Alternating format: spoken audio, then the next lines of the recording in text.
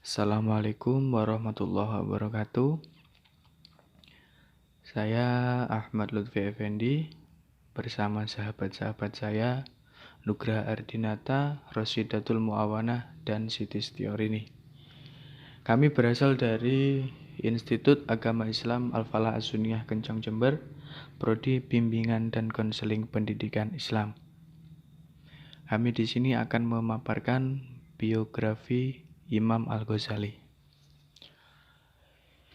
Imam Al-Ghazali yang nama aslinya adalah Muhammad ibnu Muhammad At-Tusi dengan nama kecil Abu Hamid dan mempunyai gelar Zainuddin atau pengikut agama. Ia lahir di Iran, tepatnya di desa Tus pada 450 Hijriah atau 1058 Masehi. Ayahnya adalah seorang muslim yang soleh. Sekalipun ia seorang yang miskin, namun ia tergolong orang yang tekun mengikuti majelis para ulama dan pencinta ilmu. Ayahnya meninggal ketika Al-Ghazali dan saudaranya Ahmad masih kecil.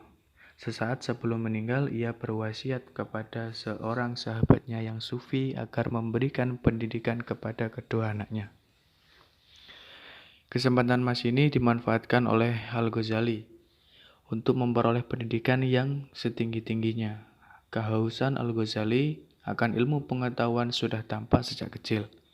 Keintelektualannya sudah mulai berkembang. Ia cenderung mengetahui, memahami, dan mendalami masalah-masalah yang hakiki. Hal ini dilukiskan dalam kitab sejarah perkembangan pemikirannya. Melihat kehebatan Al-Ghazali saat ini, maka Nizam, seorang Perdana Menteri, sangat takjub dan kagum. Seketika itu juga, Nizam Al-Mulk mengangkat menjadi guru besar di perguruan tinggi Nizamiyah. Hal itu terjadi pada tahun 484 Hijriah atau 1901 Masehi. Selama hampir 2 tahun, Al-Ghazali menjadi hamba Allah yang benar-benar mampu mengendalikan gejolak hawa nafsunya.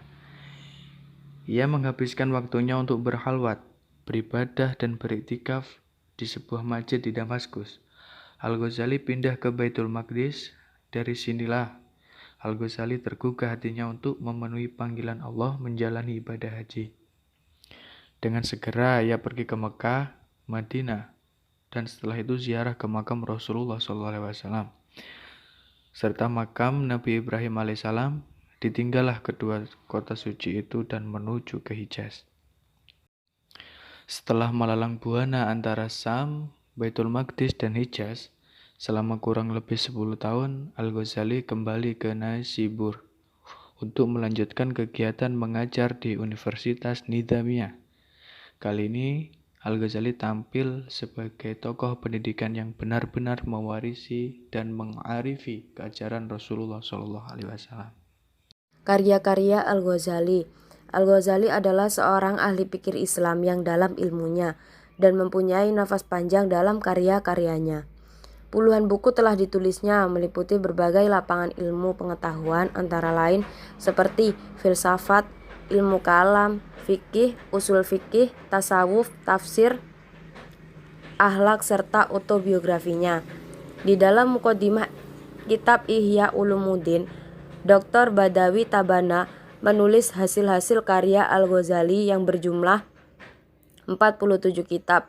Namun di sini penulis hanya mencantumkan beberapa karya Al-Ghazali terkait pendidikan, antara lain yang pertama Al-Iqtisad fi Al-I'tiqad yang berarti moderasi dalam akidah. Yang kedua Al-Maqasidu Asnafi Ma'ani Asmillah Al-Husna yang berarti nama-nama Allah yang hasan. Al-Qasdu Al-Mustaqim yang berarti jalan untuk mengatasi perselisihan pendapat. Hujjatu al-Haq yang berarti argumen yang besar. Yang ketiga, Al-Muntahal fil ilmi al-Jiddal yang berarti tata cara dalam ilmu diskusi. Yang keempat, Ihya Ulumuddin yang berarti menghidupkan kembali ilmu-ilmu agama. Yang kelima, Minhaju al-Biddin yang berarti pedoman ibadah. Yang keenam, al-qurbatu ilallah azza wa jalla, yang berarti mendekatkan diri kepada Allah. Sebenarnya masih banyak kitab-kitab Al-Ghazali yang tidak ditulis oleh Dr.